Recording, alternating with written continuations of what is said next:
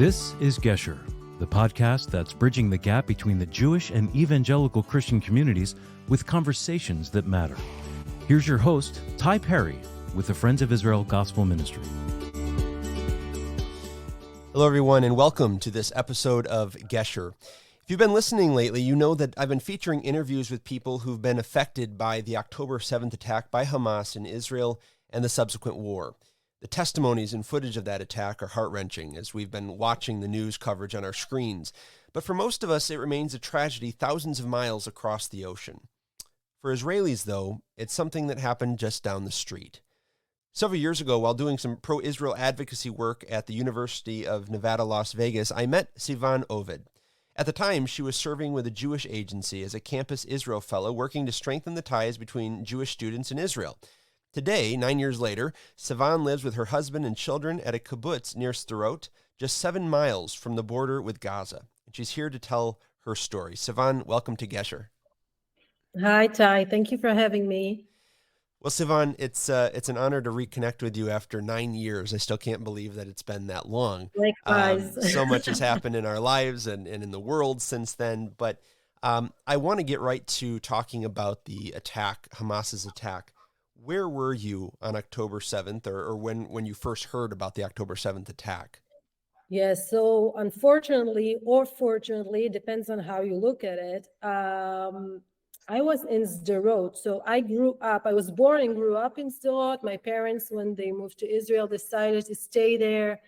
And it all happened when I was 14, the Qassams and Hamas and the rising of terror organizations in Gaza, etc., etc. 20 years go by, and I live in a kibbutz near Sderot because when I got married and decided to start a family of my own, I told my husband that I won't be able, under any circumstances, to live in Sderot, carry a child, going through pregnancy, especially having a newborn under rockets. And it's not like we have rockets every day. It's the terror element, like it can happen any minute. Sure. And so we moved to a kibbutz nearby. And we had a Shabbat dinner with my mom. So since my dad passed away a year and a half ago. So since then, we really make sure that someone stays with my mom on Shabbats. We don't leave her alone. It's a part of our family culture and commitment to my mom. So me and my husband and my 4 months baby were there. And my husband just told me, you're already here. You're a bit tired. It was midnight. We were watching the show after dinner and everything. Maybe you just stay here. And I never stayed the night at my mom's house. Never, because I'm afraid to sleep in Sderot. I always go back to my kibbutz. And on Shabbat morning, on Saturday morning, we return, we have coffee and breakfast with my mom. That's the ritual all the time. Sure. And my husband started to convince me, like, stay here, stay with your mom. I'll come first thing in the morning, 7 a.m.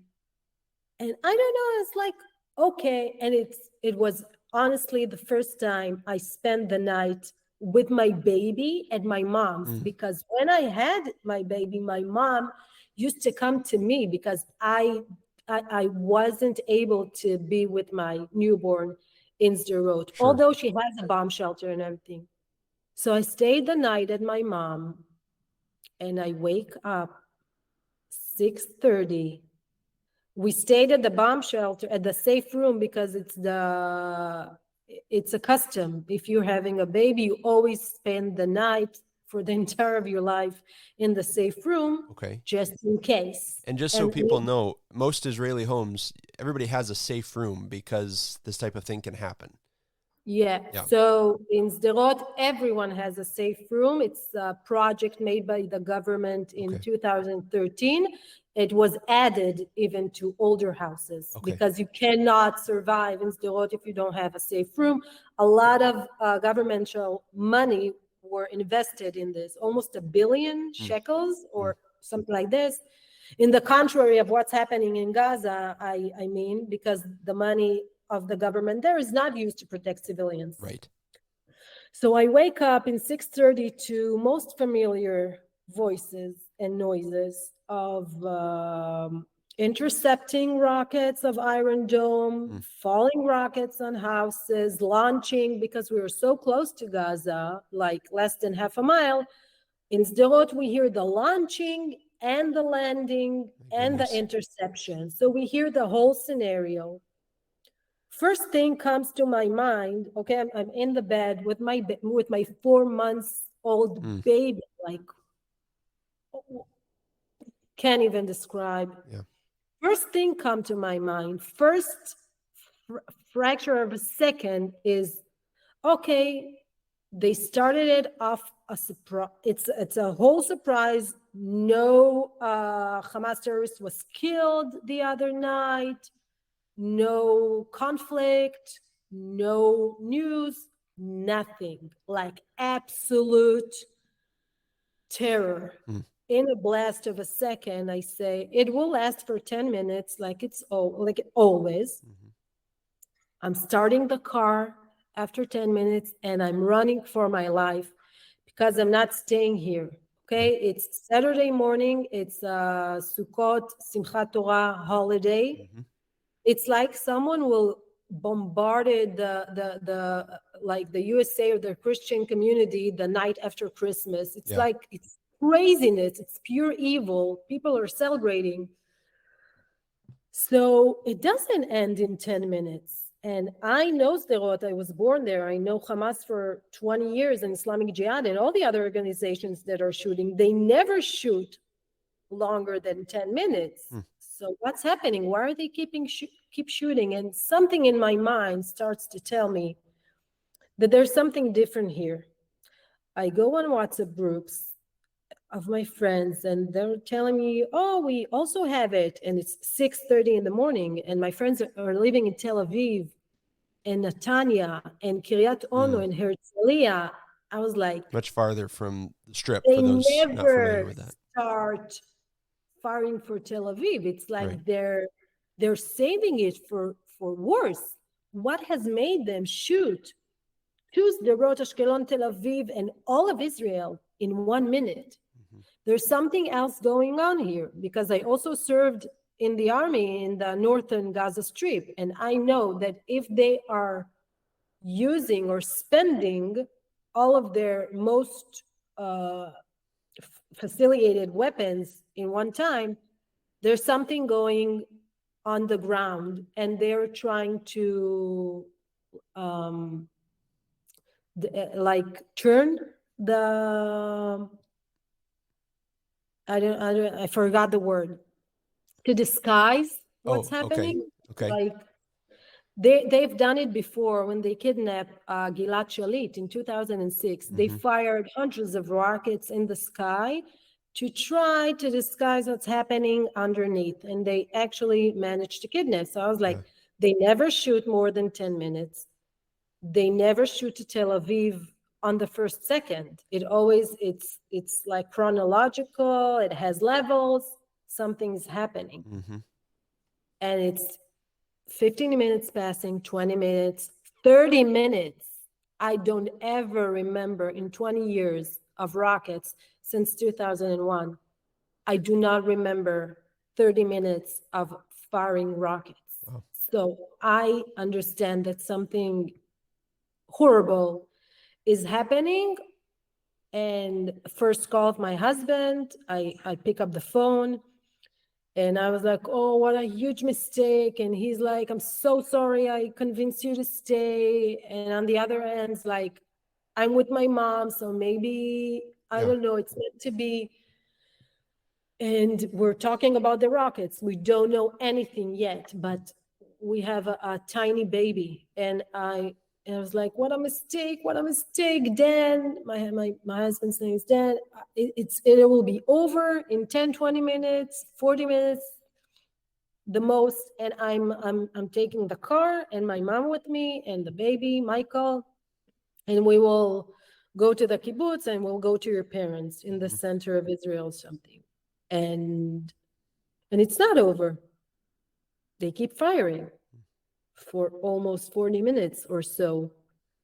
And then we start to get like all kinds of conspiracy, we think, conspiracy messages, texts of friends in Kfar Aza, our friends in Be'eri, our friends from the kibbutz, and one of my friends in my kibbutz says, they're saying there are terrorists inside Kfar Aza. So that was the first message. And what do you think when you hear that? Do you think that Fake can't be? news. Yeah. I can show you the group. It's a group of maternal leave girlfriends in my kibbutz. So her sister living Kfar Aza. So she makes a forward on a message that her sister sends her. And it says, terrorists in Kfar Aza.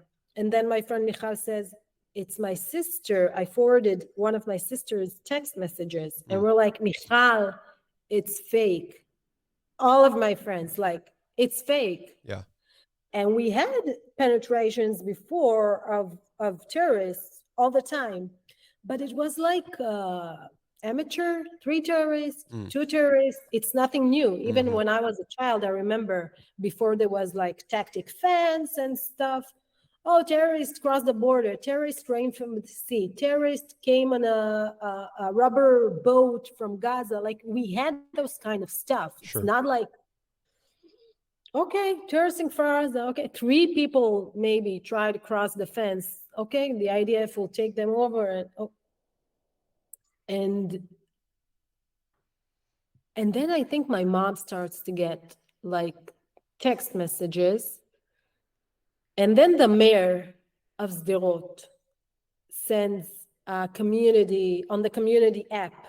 Okay, so we're talking about a city of 30,000 people. Yeah. We're talking about a mayor that holds the job for 10 years. So we're talking about serious stuff. And he texts on the community app, on the city's application, dear civilians of Sderot, please remain in your houses, close the safe room door, and don't make a sound. There are terrorists in the city. Wow. And so that's when I started throwing up, and I thought I was about to die. So I throw up for like an hour straight. That has never happened to me. I have been in frightening situations before. I had rockets. When I was a child, we had no bomb shelters, no alarms. So I used to walk in Sderot and rockets used to fall. So in my understanding, I feared death before, I confronted death before, but I realized on Saturday morning that I never confronted death, as a matter of fact, until that moment. And then I start to get video clips. The news in Israel still don't know anything. The news in the world still don't broadcast anything. It's about 10 minutes past 7 in the morning of Saturday. And we start getting video clips of trucks in my neighborhood. In 2 seconds, I recognize the street, the house, the number of the street, the neighborhood. I was like, it's here? Oh, and that's the entrance? And that's the police station? And that's the supermarket? And that's the library? Wait. So 1, 2, how many trucks are there in Sderot? And I see terrorists wearing black, green ribbon of Hamas, Kalashnikovs, grenades, RPGs, tens of them in one truck, outside the windows, on the roof, on the rear truck. I was like, it's here. It's outside my window. And I start to lose it. And that's, I tell my mom, like I was speechless. First time in my life, no words. I'm throwing up because my body feels that it's about to die. And when a body enters a survival mode, like the most extreme survival mode, like in the jungle, like 10,000, 3,000 years ago, it has to throw everything it has because the mind, the brain realizes it's gonna have to fight really hard now to survive. And you have a little one with you. You have That your I'm baby. breastfeeding. Yeah. Yeah. Oh my That goodness. depends solely on me. Right. So obviously my husband is having a panic attack that he's far from us. He sees the pictures. He doesn't want to tell me what he really knows because he doesn't want to frighten me, but we're under occupation. We have been like taking over.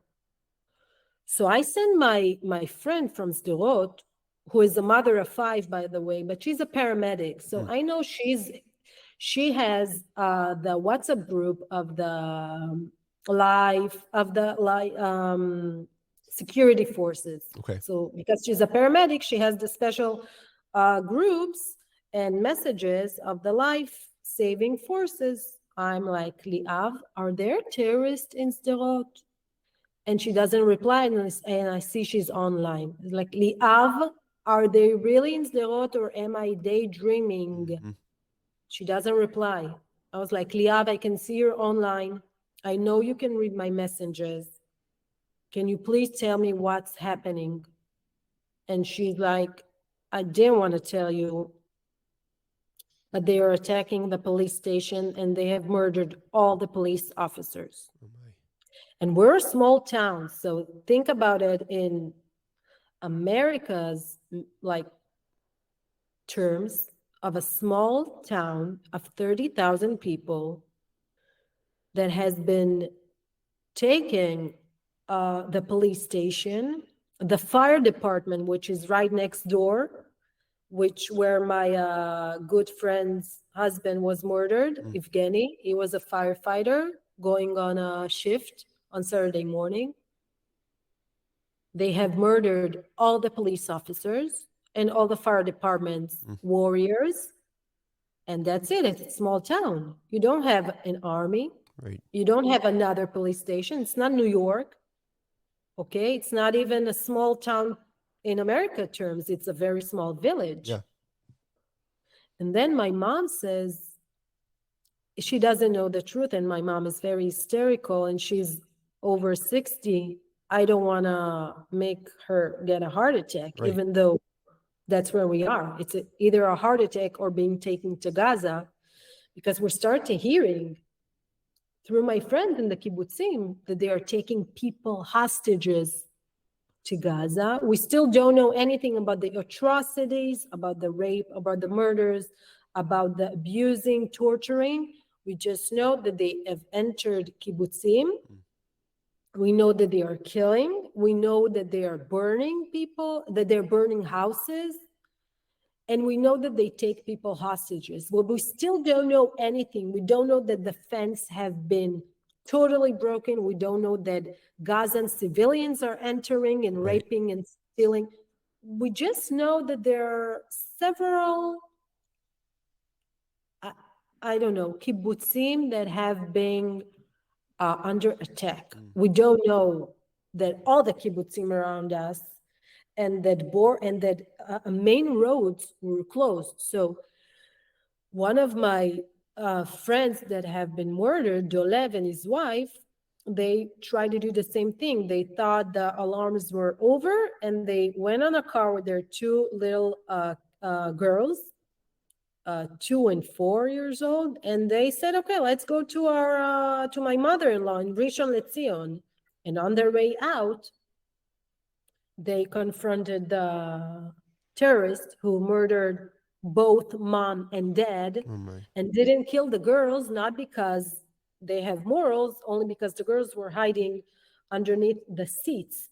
So the main roads of people trying to escape and soldiers trying to enter, not the city, I'm talking about like main highways. Yeah. So they blocked the whole area, which is, that's why we understood that we were under like occupation for the next several hours. Yeah. So my mom receives a message from her sister that one of our colleagues lives in Sderot and tells her She sends a photo shot of him saying, the police officers in Sderot are begging for reinforcement. They are, not a lot of them are left. And my mom, due to denial and hard, and she was struggling to confront this information. So she tells me, what a nonsense. She looks at the phone. My sister's colleague is saying that the officers in Sderot are calling for help. This is, it's who's spreading this fake news? And I already know the truth. And I'm telling her, yeah, no way the police station will be taking over. Of course, it's nonsense. And she's like, why are people spreading fake news these hours? And I already know the truth. Right. My goodness. So basically, this is 7:30, and it's being continue. I mean, it has been like this every fracture of information in every several minutes. Our neighbor was driving his Saturday routine morning trip with his motorcycle, and he got shot. He lives next to us, Avi, and he has 4 kids. And I'm not telling my mom because I'm afraid of her responses. She's having like a meltdown. Yeah. And we start to see on Facebook, because the situation is that there are no life saving forces, okay, no security forces. People are seeing terrorists in their street and they're calling the police. But there is no police. They took over the building, murdered men and women police officers, and took over the station, turning the Sderot police station into their headquarters. Yeah. Oh. And speaking to all the terrorists, sent to 22 kibbutzim and Ashkelon and Kiryat Gat, because they wanted to occupy until Kiryat Gat. So it's a large territory. And people are calling the police, and no one answers. And if someone answers, it's a Hamas terrorist in your hometown. So imagine September 11 people calling the police, and Bin Laden answers, hi, what do you need, New Yorker? Yeah. We're taking over the city. So that's the analogy. That's the feeling, as if Al-Qaeda took over all the NYPD station. This is what happened. This is the analogy for Americans to understand, because this is what happened. People are calling to ask to save their lives, and the terrorists are picking up the phone.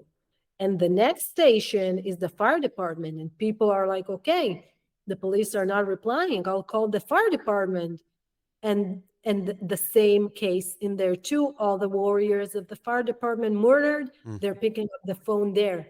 So you start to feel like you're in a Hitchcock movie in the worst way, where you are with your kids on a holiday and you're calling the only people that you know that can save you, and your nightmare is picking up the phone.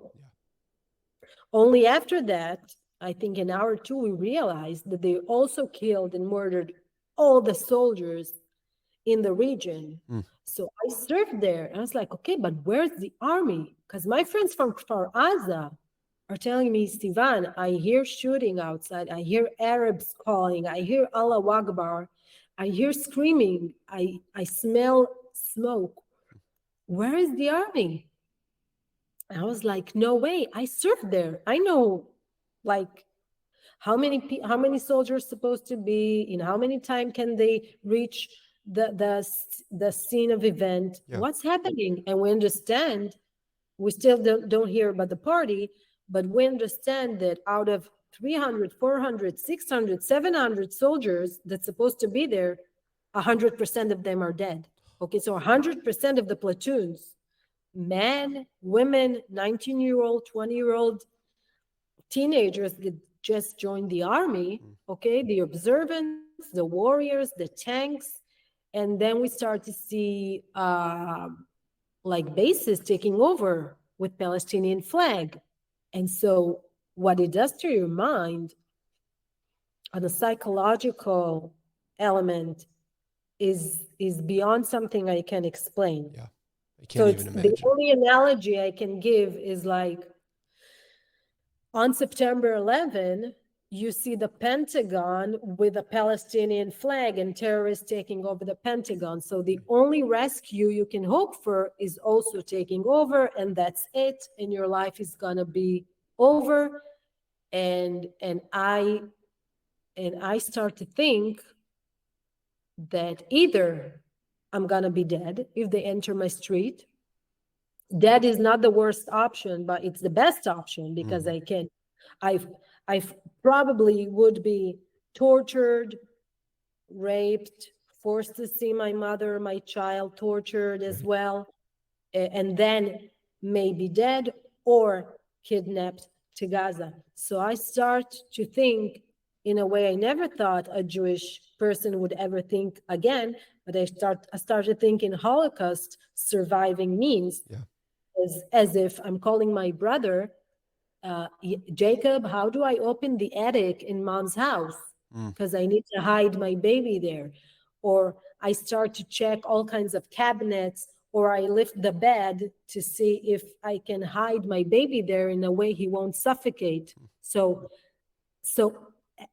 around 8:30, when we start to understand that hundreds of soldiers are dead, the roads are closed, so every tank, hammer, every soldier or police officer that tries to get and save the scene is being killed. We understand the numbers of hundreds, if not thousands, of terrorists entered and invaded the area, not kibbutz, not city. It's a region. It's a state, if in American story, a state, a small region. So I'm starting to think how I'm saving my baby, hoping he won't cry, hiding him in a very dangerous, harming way for him, hoping that when the IDF enters a few hours or a day after, they will find him like in the Holocaust, like exactly like in the Holocaust. Like I know that I will have to sacrifice myself in order to maybe let my mom and my baby hide and tell the terrorists I'm the only one in the house and I'm willing to make this sacrifice. I mean, that's where my mind is at Saturday morning, 8:39, because I know they are entering houses in Sderot. I know they have killed my neighbor. I know they've killed Dolev and Odea, my childhood friends, next to their two infants. And I know they've killed the elderly pension people going on a trip next to the public library. They've killed like 80 years old women going on a vacation in the head. So I was like, I'm next. And I'm looking in the peephole of the door, just waiting. And all of a sudden, I start to think, oh, there are no bars in my mom's house. But even if there were bars, because I'm asking my friends from the kibbutzim in Kfar Aza and Be'eri, and they're like, if you have bars, they will burn the house and burn you out. Same way they did in Benghazi, by the way. It made me remember the ambassador that was in Benghazi in the protected house, and they were in the safe room of the safe room of the safe room. And what they did eventually was to burn the house and burn them away. It's same thing, same terror, Al-Qaeda, Taliban, Hamas, Islamic Jihad, Benghazi, Afghanistan, Libya, whatever, Gaza. So you eventually, obviously you're safe, but how did that happen? I mean, you're looking through the peephole, waiting. I'm waiting. They pass your home? So my parents' house is a dead-end street. Okay. On the one hand, it's it's good because it's not on the road. You have to actively enter the street. On the other hand, a dead end street is that street you'll have to go house by house, Right. and then a house by house on your way out. So it's a 50-50. If they enter the street, they will kill everyone in the small street, and if they just cross pass it, then we're safe. Nothing but God these moments. This is also the mutual feeling of everyone I've spoken to in these moments, because it's the first time in our history, not the Jewish history, because we have had times like this where you are left alone, capital letters, alone. No world assistant, no security forces, no army. Right. No army for the Jewish state, no police officers, no one. And the only one you can hope for the savior of is God. So that's the only thing you hope for, is for God to hear you. And eventually even people that define themselves as non-religious, don't practice, I'm sure that in their last breath, or in the moments before they were saved, they knew they had no one to turn into other than God. Right. And in a way, it simplifies the meaning of a lot of things that the Jewish people have been through. Yeah. Because I'm sure that in the Holocaust, the rabbinites and the very secular people at these moments that had nobody looked up to the sky like, please, you're my only help hope. us. Yeah.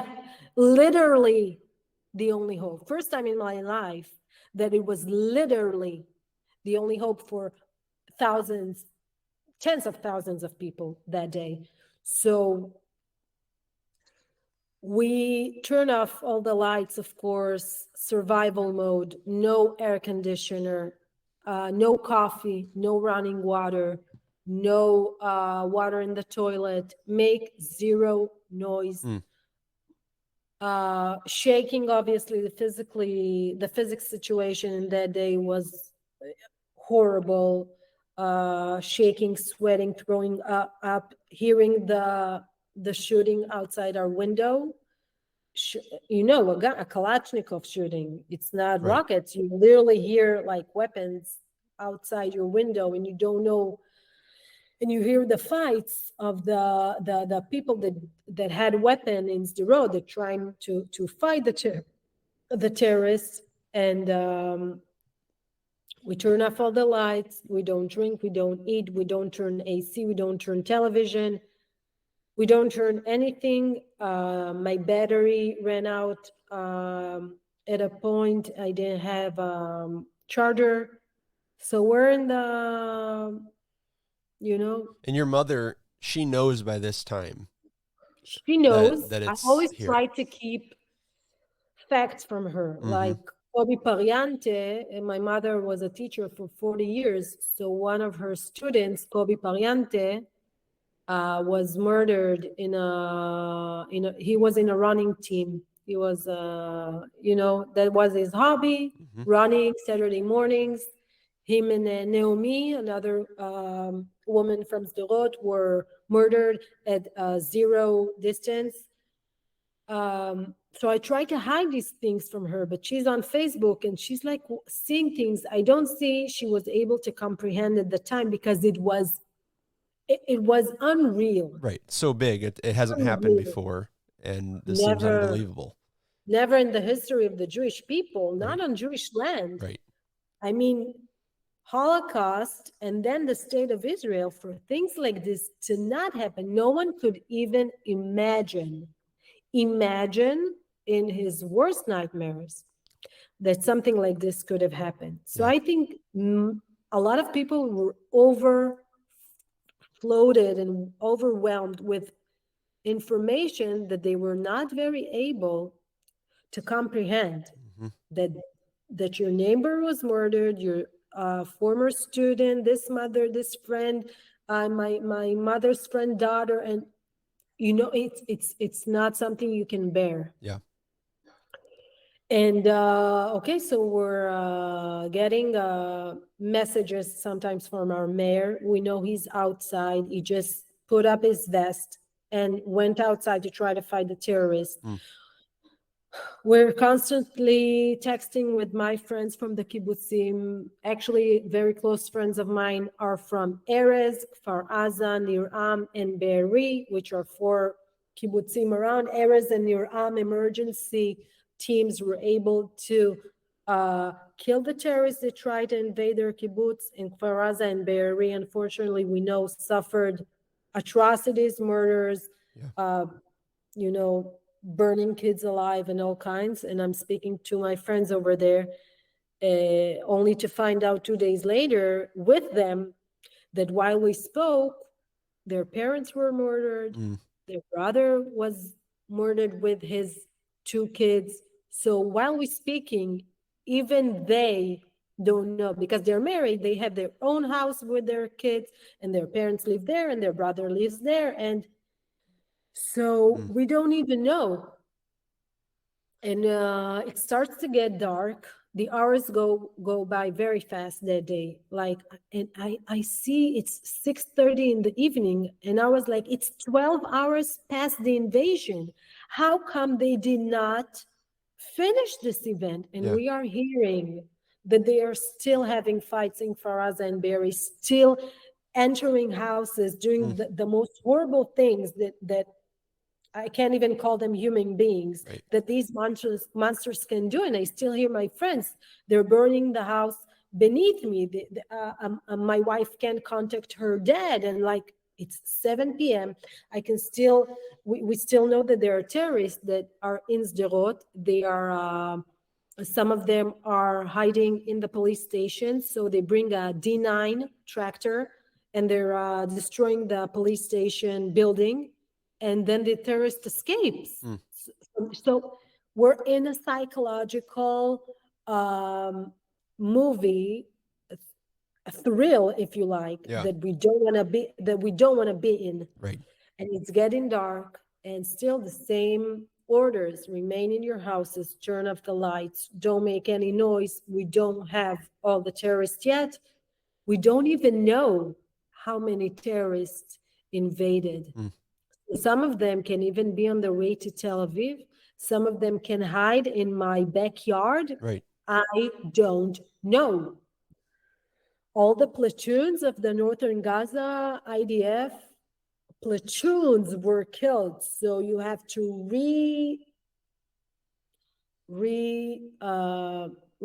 repost all of those. Yeah. It's crazy. And then when the night falls, they start the launching of the rockets massively on Sderot, trying to hurt the security forces' efforts of locating the terrorists. My baby on that day slept a lot, surprisingly. Thank God. Some psychologists I've spoken to told me it was his way of helping me, or a natural reaction. He slept during the whole day, a lot. Just ate and slept and ate and slept. No games, no interaction too much, and he also kept sleeping at night. But the massively launching of rockets that night made him I couldn't sleep, obviously. No one in Sderot could sleep. I imagine a lot of people in Israel still can't sleep till this day. And I see his body shrinking or jumping out of every rocket, out of sleep. He just his body is making this irrational reaction to the bombs, to the explosions, to the bombings. And I look at him And I say that is exactly why I wasn't willing in any way to have children here. And it's a sad thing to say. And most of my friends, if not all of them, do have kids and families of 5 and 4 and 3. Mm-hmm. I wasn't able. I see his body jumping. Why does he deserve it? What on earth did he do to live this experience of thousands of rockets on you at age of 4 months? Yeah. Something that the body cannot handle. Right. A body of a baby that is supposed to build himself and build the brains and the neurons and the muscles and the posture, and he has to deal with explosions over his head of missiles. It's crazy to anyone thinking about it. It's just crazy. Yeah. So morning comes, still massive launching of rockets, and we still get messages that there are terrorists in the city next to the cemetery. They're hiding in houses, in ditches, I don't know. And it's 9 and it's 10 and it's 11, and I tell my mom that if we don't leave Sderot now, we won't be able to leave because they have launched rockets for almost 12 hours straight in order to kill the soldiers that are coming to the region to repost and rebuild the forces in the area. And so they've stopped around 10:30, 11. I tell my mom, if we don't leave, I don't know when is the next time we will be able to leave. I heard ambulances got hit. I heard no police station, no police cars. The army is having trouble to still confront the terrorists in Kfar Aza. So we're talking about 24 hours after it began. I'm telling my mom, this is something we have never experienced. We've been through all the wars. Sure. Either when I was a soldier or as a civilian, as a citizen of Sderot. I'm telling my mom, this is not something we know. Not cast lead, pillar of defense, protective edge, nothing like it. It's something else. Let's get out. I cannot be here. My milk isn't sufficient because I'm in deeply stressed. Right. I cannot, everything I eat or drink, immediately I throw up. I need to feed my baby. It's dangerous. He doesn't get what he needs. I can't feed him because I don't have anything in me because my body can't handle it. And my mom is super freaked out, traumatized to her bones. So she's like, let's wait, because she can't make a decision. Right. I was like, pack a bag now. You're leaving and you're probably not going to be back here in months. And she's like, it's another round, 3-4 days, 3-4 weeks, whatever, I'll be back. I was like, Mom, you're not going to be back here in months.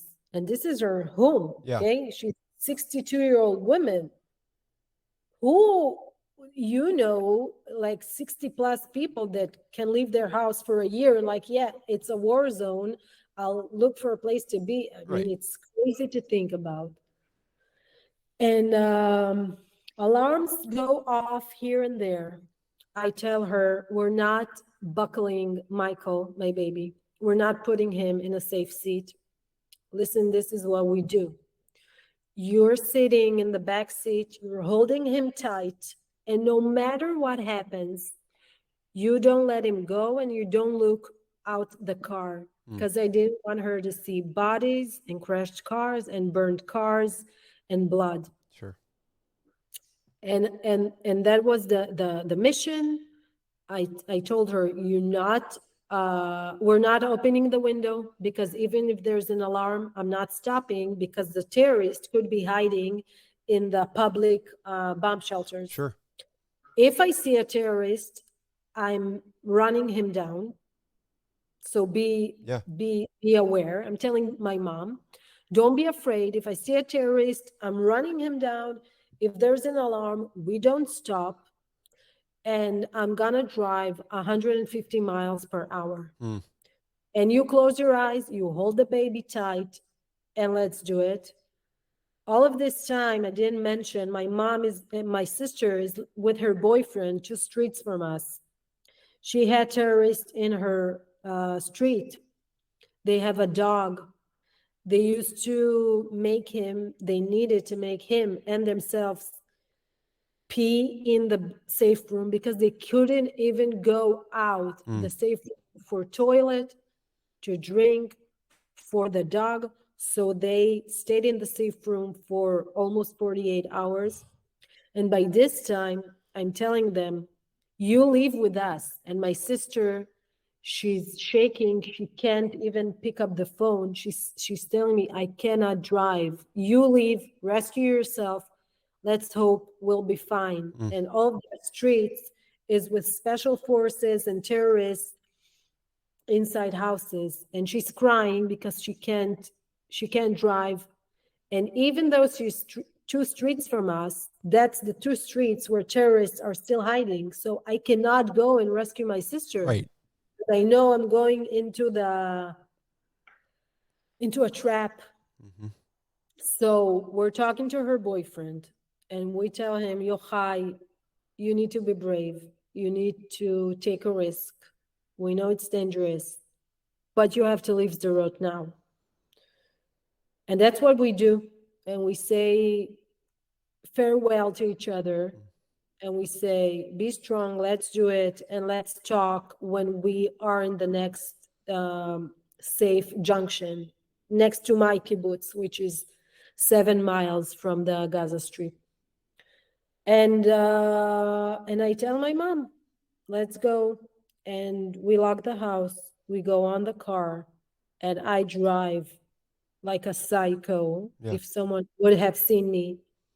No bumpers, no turns, just driving 150 miles per hour, seeing all of the city's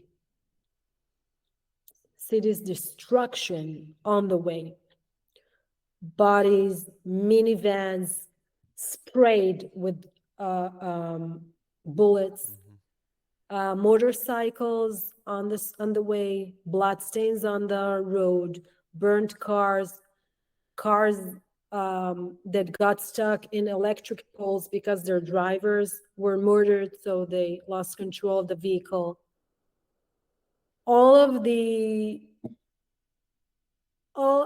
Everything you can imagine about a war zone. And all the lights of the roads were, red, green. You don't even pay attention. You just run, literally running for my life. For the first time, unfortunately, running or driving for my life. And we get to the kibbutz. And I did this because I also knew that my husband, which was in this situation for almost 48 hours, unable to rescue his wife and his son, which is his only mission in life. Right. He was in worse condition than myself because sure. he felt so hopeless. I don't know, unable to do anything. Yeah. And so I knew that he was on his way to get us. And I didn't want him to enter Sderot. And the way to my kibbutz is a lot of fields. So I know if terrorists are hiding somewhere, because Sderot has forces now, it's in the fields. So I'm taking the risk. And we made it to the kibbutz. And, a lot of crying. We met with my sister, who arrived 2 minutes after us. A lot of alarms on the way. We don't pay attention. We see the rockets. We keep moving. And so the feeling in the kibbutz was also very weird. We are starting to get more information and comprehension about what's happening in the neighbored kibbutzim, about what's happening for Gaza, Be'eri, Nir Oz. We are shocked and terrified to our bones. We We still hope it's fake news. We start to get images. We are in national shock. The whole country has never faced something like this before. I don't know which other country has faced something like this. I hope no one, but. And I'm telling my husband, I can't stay here. I cannot stay in the South, the place where I was born, my family was born, my grandparents are buried there, my father is buried in Sderot. I cannot stay in the South. Something has happened here that has never happened before. I want to go to your parents, to my parents-in-law in the center near Netanya, near Herzliya. Yeah. It's a safe zone. And eventually we go there with my mom and my sister and my husband's ex-wife and kids, because my husband has 2 older kids from previous marriage. And they live in one of the kibbutzim too. And I tell him, this is a special time. It's nothing that we've ever experienced before. You tell your ex-wife and her family and the kids that we're all going together. And like this, a group of 20 people, 5 cars, we went in a row to the center. And there we stayed for 2 weeks. And I can tell you that everyone that came with us from the South, we couldn't close our eyes for a second. I'm sure. We kept and we still keep dreaming that terrorists are coming to the house where we're staying, bombing the safe room's door with an RPG, taking us hostages to Judea and Samaria, to Ramallah, rape us, murder us, beheading us. Everywhere we go, we didn't leave the house at all. But even in my mother-in-law tells me, Sivan, stop it. It's different here. I was like, no, they're coming for us. Like it's that is our state of mind. Yeah. So regarding psychological aspect, we're not even there yet. Like we don't even know how to and when we will, go back to our life, to sleep, to dream something that is not terrorist. And I'm speaking to my friends abroad, my friends from Vegas, and they tell me that even though they live in America, they were born in America, they have dreams about people, Nazis, Hamas, entering their house, taking them, killing them. Well, can we talk about that for a minute? Because you right now are speaking to me from a European country, we won't mention which one, and you went there because you wanted to escape, obviously, what's happening in Israel. And yet you were telling me before we started recording the mindset of a lot of Israelis, including yourself, prior to going to Europe, about what they would face, what you would face outside of Israel, that in some ways might be more dangerous than even being in the central part of Israel. Can you just briefly speak to that? Yeah, when I was in shock for the first 2 weeks, a week and a half, like nonstop. I couldn't eat, I couldn't sleep, I couldn't do anything, and I wanted, like every night I used to tell my husband, I have to go on a plane. I have to, and just to mention, I had a fear of flights before. In the past 3-4 years, I don't go on planes because I used to have a phobia, which after facing a real fear of death, completely vanished. Really? By the way, but it's not a solution for. I don't recommend this no, treatment not. for anyone, but it's a side effect. So I'm telling my husband, I wanna go somewhere, the East, like Thailand, whatever. And my brother, my older brother, calls me. You're not going anywhere. If I'll hear you're going anywhere, I'll come to the airport. They will arrest me because I would not let you go out of the country. My friends from the U.S. are telling me they are buying arms, they are buying weapons. things are gonna get serious for Jews outside of Israel. You don't leave the country. And he's like, okay, oh my God. And because I'm traumatized to my soul, I'm traumatized from anything that people tells me. Like, Sure. okay, Hezbollah is about to attack, I lose my breath. Okay, if I go to Europe, okay, Berlin is not safe, I'm losing my breath. So like the feeling that got into me and a lot of Israelis and Jews is that we don't have a place to be, that the ring of anti-Semitism or anti-whatever is closing on us and choking us, okay? Because if I'm not safe in Israel, obviously, after what I've experienced, and I don't have a safe, any space in the planet of Earth. Right. So what, I mean, what? Am I going to live on Mars? Are we going to to populate? What are we going to do? What do they want from us? What have we done? This is the feeling. The feeling is that you don't have any place to go. No island. New Zealand, Australia is filled with anti-Israel protesters. Right. Every country in Europe, USA, Canada, South America, you start to number countries, and you see that each and every one of them has anti-Israel, anti-Jewish elements and protesters on the streets, hate crimes, signs.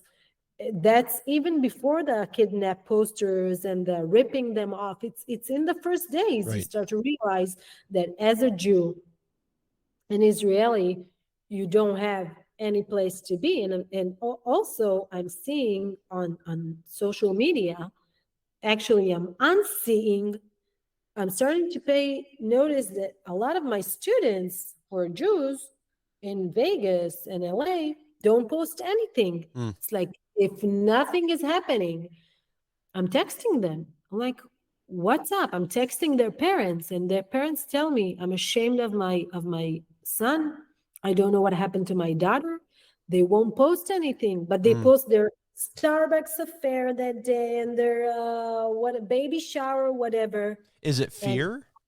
Is it fear of course, it's fear. It's exactly what happened in Germany 100 years ago, where people thought that because they are secular or look alike, I see. so it won't get to me. So it's not necessarily. This student has a bar. This student married a Christian, Muslim, whatever. So it won't get to me. But what Hitler did is he went at least 3 generations back. Yeah. So you won't escape from it by remaining silent. This is worse than anything that has happened to us. Is this happening again?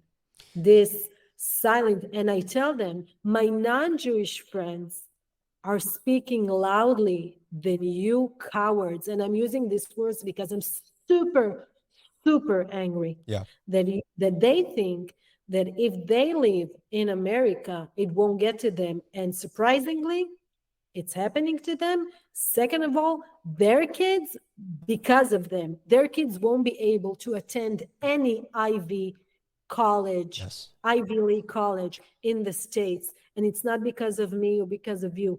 It's because of them. Sivan, I want to ask you just in closing here. First of all, thank you for sharing your experience. Honestly, I didn't realize when I asked you to come on the podcast how closely connected you were, what your experience was. What we're seeing, though, is that throughout the world, initially international news coverage and here in the U.S., it was on the side of Israel. And it almost seemed too good to be true, and it was, because what we've seen is very quickly the narrative turned, and now we have a lot of bleeding hearts for Gaza. And, you know, I to some extent, sure, I don't want to see any human suffering. But in light of what's happened, my concern is not Gaza. My concern is the Jewish people. There's a lot of confusion, a lot of misinformation, and outright lies being circulated about Israel right now in the media, on social media. As an Israeli, what do you want the world to know that they're missing? So I am going to speak about Palestinian suffering. Yeah. or Gaza suffering in that subject, because what we're seeing on CNN, BBC, MSNBC is exactly what Hamas wants us to see. We all know, I hope that people that are listening to us know about the human shields that the Palestinian kids and women are using for the terrorists. So I always said, when I used to guide delegations in Sderot more than 10 years ago, I used to call it a win-win situation for Hamas, for terrorists, and a lose-lose situation for the West. And it's gonna happen the same in the West. The West is next. It's a hashtag, but unfortunately, it's gonna become reality. Yeah. It's a win-win situation, because if Israel don't retaliate, they won. If Israel does retaliate, they won bigger, right? Because they have pictures of dead children. It doesn't even matter if it's directed or not. I mean, if they directed the photo, if it's real or not. We know that civilians are being killed, not because of Israel, because we're actually losing soldiers and investing money and technology to pinpoint the terrorists. But they win even bigger because they have what bleeds leads, yes, pictures to show to the world. So that's something that the West and the Western mind cannot concept. Okay, one of the terrorists, he's a wrestler from Dagestan, one of the countries that made the mob in the airport. They have a wrestler, a very famous one, and he posted on Instagram, you cannot defeat a nation that knows that death is only the beginning. So this sentence has it all, because how can you defeat a nation that is educating kids in schools, that their target, their main goal in life, their most sacred thing that they can do is die, and that's only when they start living. Right. How can you win when you have all the Western world that wants to live and prosper and have kids and donate to the world and do good things on one hand, and you have a few million or several million people that wants to die only to start their life? So I think the only way is education, and the West should interfere, be involved in education in the Muslim world firsthand on what's happening on American soil. Because I hear from my friends that they go to mosques and they hear in America anti-Jewish preaching, sure, day after day, not today, not because of this attack, but time, always. So firsthand, check what's happening on the greatest nation on earth that is planned to be taken over by Islamic State. Islamic State is ISIS. This is the initials, right. Okay, this is the goal. So I think what I want Israelis what I think Israelis want the world to know, I think they want the world to wake up and realize and start seeing parallel things between what's happening to Israel and what's happened in Madrid bombs and London and Marseille and Nice and Toulouse and September 11 and Boston Marathon. And just one question they should ask themselves: how many Jewish terror organizations can they name? Right. And how many Muslim terror organizations can they name? They can have this question and debate with themselves, and that's the only answer they need. Well, Sivan, I want to thank you for your taking the time to talk with me. As you know, I'm a follower of Jesus, and in the New Testament, he talks about in the last days there being a time, frankly, not terribly unlike what you've experienced. And he tells his followers, he says, when I was, that they're blessed. And he says, you're blessed because when I was hungry, you fed me. When I was sick, you clothed me, goes through this. And they say, when did we see you, naked and you weren't clothed? And when did we see you hungry? And he says, when you did it to the least of these, my brethren. Now, Jesus was a Jew, and his brethren are your people. And so as I hear your story, I can't help but think of those words and just think, I want my Christian listeners especially to know this is the time to act. This is the time to wake up. It is the time to be a blessing to the Jewish people, Israeli, American, wherever they may live, to be a blessing to them. And I've been talking with many, many Christians in the last month who have expressed to me their sincere love for your people. I want you to know that there are, with all the media reports we hear about people who are pro-Hamas here in the U.S., and there are many, we shouldn't discount those. There are so many. Reported. Yes, they should be. Yes. But there are many true followers of Jesus who love your people and are stepping up and doing whatever they can to help you. It warms our hearts deeply. I can honestly say it really, really, really means so much more than you can ever understand. Well, thank you, Sivan. And I think these days especially calls for a good Am Yisrael Chai. Amen. Thank you, Ty. Thank you.